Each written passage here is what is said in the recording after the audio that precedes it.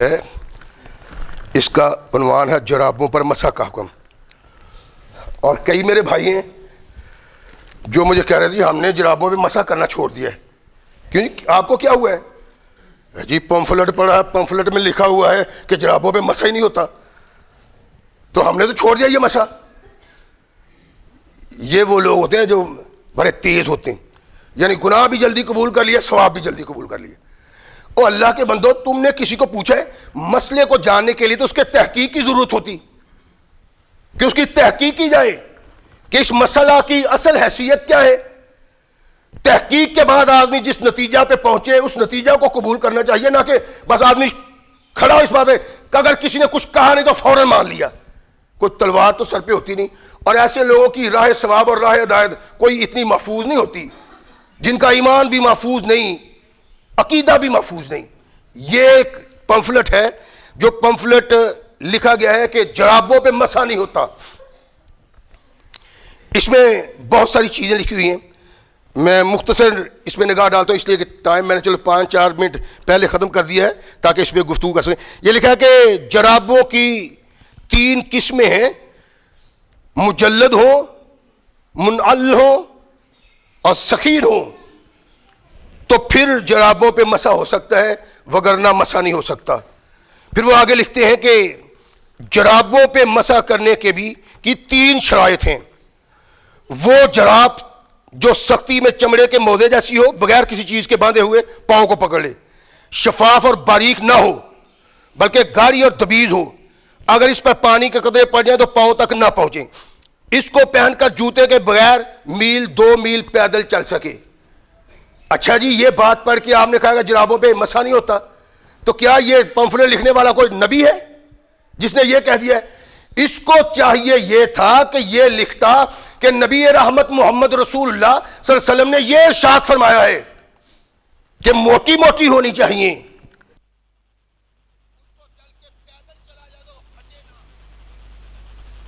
پاؤں کو خود گرفت کرتی ہوں۔ یہ آقا کائنات محمد رسول اللہ نے ارشاد فرمایا۔ چلو پھر تو کوئی بات تھی، یہ تو اپنے پاس سے کہہ رہا ہے۔ اور پھر اس کے ساتھ ساتھ کہتا ہے کہ یہی شرائط ہیں جن کی بنیاد پہ امام مالک نے، امام شافعی نے، امام احمد حنبل نے اور صاحبین نے یعنی قاضی ابو یوسف نے اور امام محمد بن حسن نے جرابوں پہ مسح جائز قرار دیا۔ اچھا جی، اگر اس کی بنیاد پہ کیا ہے تو کون سے امام کی کس کتاب میں یہ لکھا ہوا ہے؟ یعنی انتہائی جھوٹ لکھا ہوا ہے۔ تو کہنے والا کہتا جی میں نے تو پڑھا اس میں لکھا ہوا ہے کہ یہ جائز ہی نہیں ہے اور حدیثیں صحیح نہیں ہے۔ وہ یہ سب سے بڑا جھوٹ ہے۔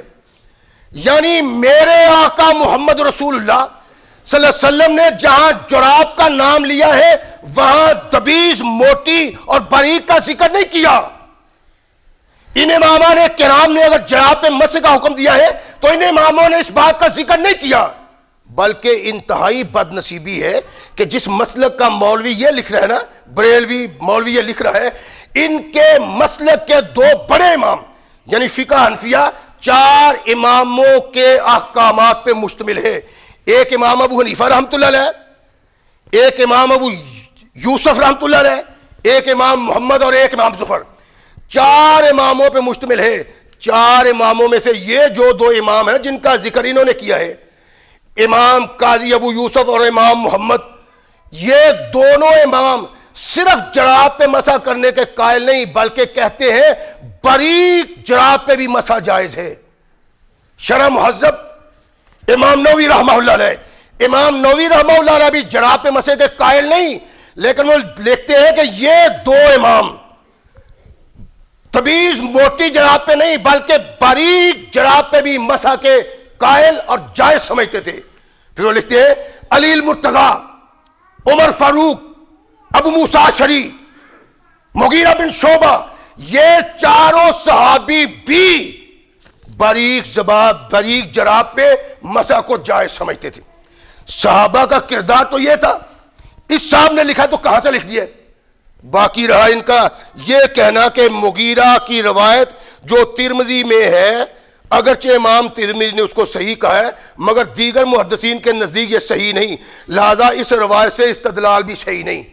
اچھا جی، امام ترمذی نے کہا ہے تو لکھتے ہیں کہ امام نووی لکھتے ہیں کہ امام ترمذی کی تحسین ان محدثین کے مقابلے میں قابل قبول نہیں جن محدثین نے اس کا انکار کیا ہے.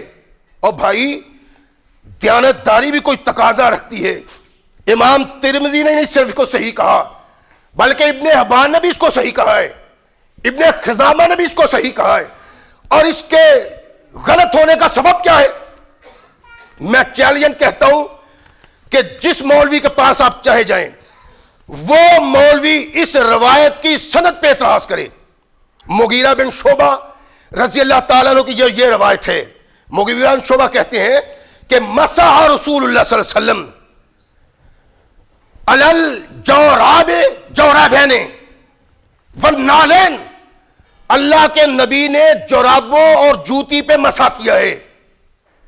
تو کہتے ہیں یہ روایت ضعیف ہے. بھائی یہ روایت ضعیف کیوں ہے؟ کس بنا پہ ضعیف ہے؟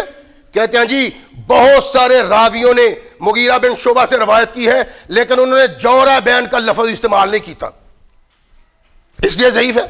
اچھا کوئی اگر وہ لفظ استعمال نہیں کرتا راوی اور راوی شکا ہوتا ہے تو وہ ضعیف روایت بن جاتی. عجیب بات ہے.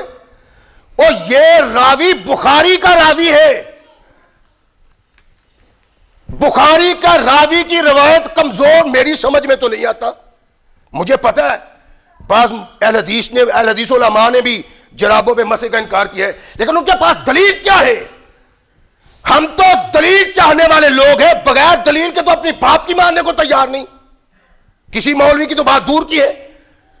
کس بنا پہ کیش روایت بیان کرتے ہیں مغیرہ بن شعبہ سے, اور مغیرہ بن شعبہ سے بہت سارے دوسرے بھی روایت بیان کرتے ہیں لیکن وہ یہ الفاظ استعمال نہیں کرتے جورابین کا, یہ صرف یہ کرتا ہے.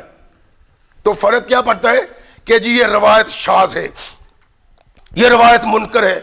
شاذ اور منکر اصل میں بات یہ ہے کہ یہ جو اصطلاحات ہیں نا آپ کی سمجھ میں نہیں آنے والی, اس لیے گہرائی میں نہیں جا رہا, صاف سیدھی ذرا بات آپ کو کہہ رہا ہوں کہ کیوں جی یہ شاذ ہے. شاذ روایت کس کو کہتے ہیں؟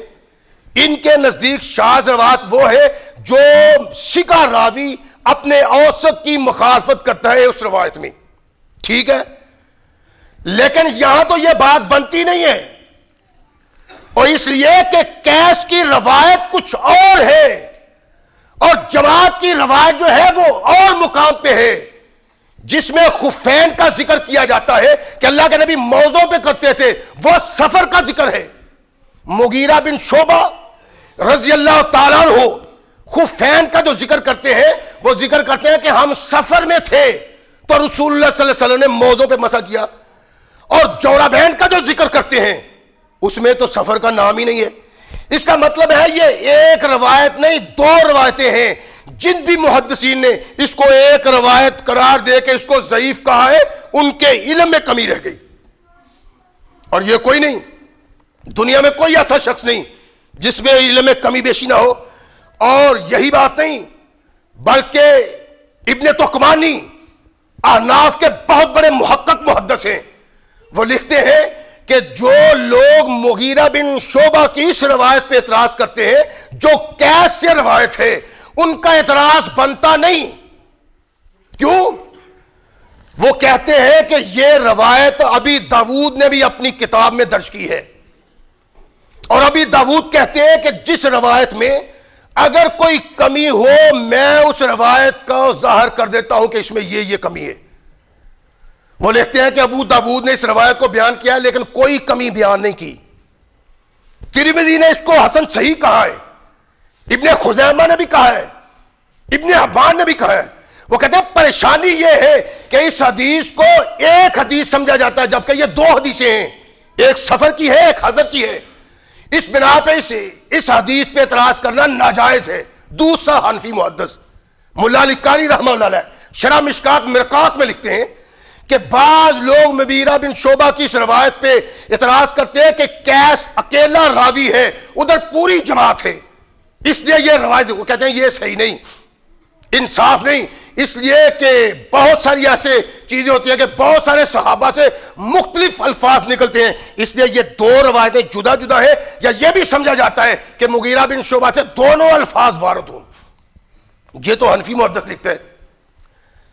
پھر اس کے متعلق اس کو شاذ قرار دے دینا ویسے ہی غلط ہے.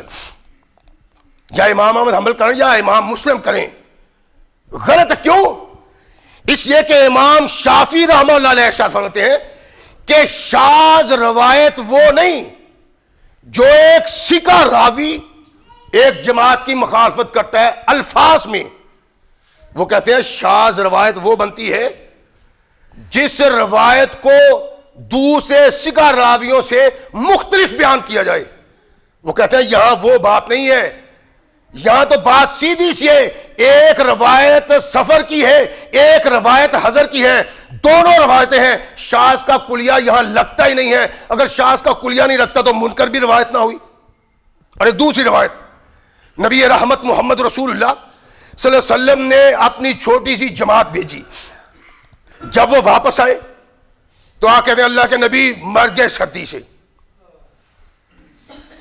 کیوں؟ سردی بڑی تھی, اللہ کے نبی تو وضو کرنا پڑا ہے, پاؤں خراب ہو گئے. ثقلین کے تاجدار محمد رسول اللہ صلی اللہ علیہ وسلم نے فرمایا, حدیث کیا فرمایا, امرہم ان یمسحوا علی الصائب والجرابین. اللہ کے نبی محمد رسول اللہ صلی اللہ علیہ وسلم. ایک دوسری روایت, نبی رحمت محمد رسول اللہ صلی اللہ علیہ وسلم نے ارشاد فرمایا والمتساخین. اب یہ متساخین کیا ہے؟ متساخین تسخین سے ہے, اور تسخین ضد ہے تبرید کی. میری بات غور سے سنیں. میں یہ حدیث دیکھی, اعتراض دیکھا تو بس حدیث اس میں اعتراض کی حیثیت ہی کوئی نہیں. محدثین کے نزدیک چاروں امام ابو حنیفہ رحمۃ اللہ علیہ نے بعد میں رجوع کر لیا تھا, اس کے قائل ہے. اور 16 صحابی جراب پہ مسح کیا کرتے تھے. 16 صحابی, عمر فاروق, علی المرتضی, انس رضی اللہ, ابو موسیٰ اشعری, مغیرہ بن شعبہ, سعد بن ابی وقاص, یعنی بڑے بڑے کباز صحابہ جراب پہ مسح کیا کرتے تھے. ان دلائل کا اور ان کی تنقیدات کی کیا حیثیت ہے؟ امام احمد حنبل رحمۃ اللہ علیہ نے اس کو منکر کہا ہے. روایت کو میں نے کہا یہ منکر بھی نہیں, روایت کو منکر کہا ہے, لیکن احمد حنبل خود جراب میں مسئلہ کرنے کو جائز قرار دیتے ہیں. امام احمد حنبل رحمۃ اللہ علیہ اور باقی تینوں اماموں نے بھی اس کو قبول کیا ہوا ہے, اس کی کوئی حیثیت نہیں. اللہ کے نبی محمد رسول اللہ صلی اللہ علیہ وسلم نے ارشاد فرمایا کہ تساخین کیا ہے؟ تسخین ضد ہے تبرید کی. تبرید کہتے ہیں سردی پہنچانے کو. عربی ہے نا, عربی کو عربی کے انداز سے ہی اور اس کی بنیاد پہ دیکھ رہے ہیں. تبرید کہتے ہیں سردی پہنچانے کو, اور تسخین کہتے ہیں گرمی پہنچانے کو. تو تساخین کا مطلب یہ ہوا کہ اپنے پاؤں کو سردی سے بچانے کے لیے, گرمی پہنچانے کے لیے جو بھی چیز لپیٹی جاتی ہے اس پہ مسح کر لو. کونین کے آقا محمد رسول اللہ واضح الفاظ ہیں. ان کی موجودگی میں ادھر ادھر سے کان پکڑ کے کسی چیز کو غلط ثابت کرنا ٹھیک نہیں. اگرچہ کچھ محدثین نے اس کو قبول کیا ہے, لیکن تمام محدثین آپس میں اختلافی روایت بیان کرتے ہیں. 4 امام بن گئے, اور 4 نہیں 72-73 ہمارے فرقے بن گئے. یہ کس بنا پہ بنے؟ ظاہر اختلاف کی بنا پہ بنے. اگرچہ اختلاف اسلام میں ہے محدثین میں, لیکن اس کا مطلب یہ تو نہیں ہے کہ صحیح کو غلط کر دیا جائے اور غلط کو صحیح کر دیا جائے. واضح چیز ہے. محمد رسول اللہ صلی اللہ علیہ وسلم نے ارشاد فرمائی تساخین. تساخین کا مطلب ہے ہر وہ چیز جس سے پاؤں کو گرم کیا جائے. تو جرابیں آدمی پاؤں کو گرم کرنے کے لیے پہنتا ہے. اور پھر نبی رحمت محمد رسول اللہ نے استثناء نہیں کی. نہ یہ کہا کہ اون کی جرابیں ہونی چاہیے, نہ یہ کہا سوت کی جرابیں ہونی چاہیے, نہ یہ کہا موٹی جرابیں ہونی چاہیے, نہ یہ کہا پتلی جرابیں ہونا چاہیے. تو ہم کیوں یہ ایجاد کریں اپنے پاس سے؟ اس لیے یہ تصور ہی غلط ہے. اور مغیرہ بن شعبہ کی روایت زبردست قسم کی صحیح روایت ہے, اور اس روایت کے راوی جن پہ اعتراض ہے یہ بخاری کے راوی ہیں. خود ہی کیسا سول کتاب ہے بعد کتاب اللہ بخاری. قرآن کے بعد بخاری صحیح ہے, اور بخاری کتاب قرآن کے بعد اگر صحیح ہے تو راوی سارے اس کے غلط ہیں. کس طرح کی بات ہے یہ؟ مغیرہ بن شعبہ کی روایت بالکل صحیح ہے, اور سیدنا صبان کی روایت بالکل صحیح ہے. صبان کی روایت کے مطلب لکھتے ہیں کہ اس میں جو راوی ہے نا اشب بن سعد, ارشد بن سعد ملا نہیں سبحان سے، حالانکہ یہ شروع سے بات غلط ہے، ابتدا اس کی غلط ہے. یعنی امام بخاری رحمۃ اللہ علیہ جیسا کوئی محدث دوسرا نہیں. امام بخاری رحمۃ اللہ علیہ سے بھی کمیاں ہوئی ہیں، لیکن ان سے ایسا محدث کوئی دوسرا نہیں. وہ ارشاد فرماتے ہیں کہ ارشد بن سعد 36 ہجری میں امیر معاویہ کی طرف سے میدان صفین میں لڑا تھا، یعنی 36 ہجری میں، اور 53 ہجری میں سبحان فوت ہوئے ہیں. 18 سال کا عرصہ ہے، کہ 18 سال میں وہ آپس میں ملے نہیں؟ اگر نہ بھی ملے تو یہ پمفلٹ لکھنے والے نے بددیانتی یہ کی ہے کہ یہ سمجھتے ہیں اور ان کا عقیدہ ہے کہ اتصال کے لیے ضروری نہیں سماعت، بلکہ ہم اثر ہونا ہی ضروری ہے. تو یہ ہم اثر تو 18 سال تک رہے ہیں، اور پھر امام بخاری جیسا محدث کہتا ہے سمان سبحان. ارشد بن سعد نے سبحان سے سنا ہے. امام بخاری اگر کہتے ہیں سبحان سے سنا ہے، دوسرے محدث کو کون پوچھتا ہے یہاں اس مقام پہ؟ دونوں روایتیں سو پاسے کے سونے کی طرح صحیح ہیں کہ جرابین پہ مسا اللہ کے نبی محمد رسول اللہ صلی اللہ علیہ وسلم نے ارشاد فرمایا. اس لیے میرے بھائی یہ کوئی مسئلہ نہیں، اگر کوئی کرتا ہے تو اس کے پاس ایک دھیلے کی بھی کوئی دلیل نہیں. صحیح متصل مرفوع روایت محمد رسول اللہ کی، ایک مغیرہ بن شعبہ رضی اللہ تعالیٰ عنہ کی، ایک ابو موسیٰ اشعری رضی اللہ تعالیٰ عنہ کی، اور ایک سبحان رضی اللہ تعالیٰ. 3 صحابہ کی یہ مرفوع روایات ہیں جو حدیث کی کتابوں میں ہیں. اور پھر یہ کہ 16 صحابہ اور 7 تابعیوں سے یہ روایت ہے جرابوں پہ مسح کرنے کی. اس کو تو غلط کہنا خود کو غلط کہنے کے مترادف ہی ہے. اللہ تعالیٰ ہمت اور توفیق دے، اور ہر مسلمان کو سنت محمد رسول اللہ کے مطابق زندگی بسر کرنے کی توفیق عطا فرمائے.